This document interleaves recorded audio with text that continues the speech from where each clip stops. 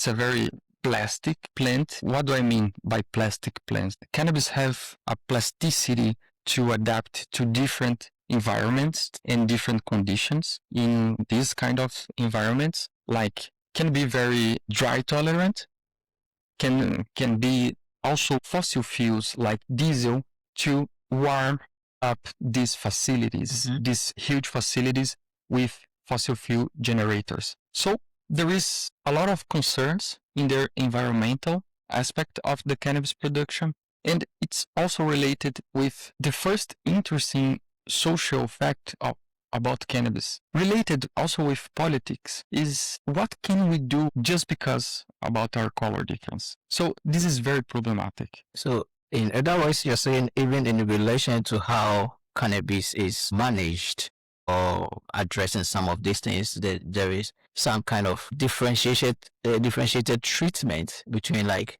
people of different colors, right? Made it in such a way that like people of color, when seeing smoking, the action of the police is a bit different. I just want to understand what's historical antecedents is kind of leading to some of this treatment. It's very interesting because if you see the historical registers of the first prohibitions, first the cannabis was not broadly prohibited in all of the Brazilian territory. The first prohibitions were in the 19th century, had to be avoided because cannabis was a product of the consumption of bad peoples. In this kind of eugenism, model mind, very racist also.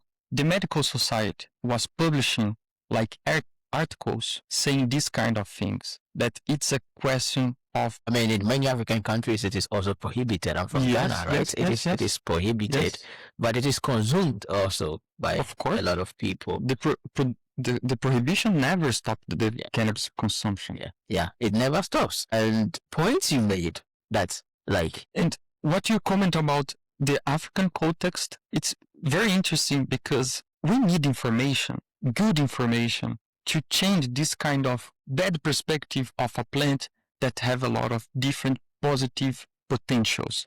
Of course, we can't think that cannabis it's a really stronger cannabis that is available for teenagers also.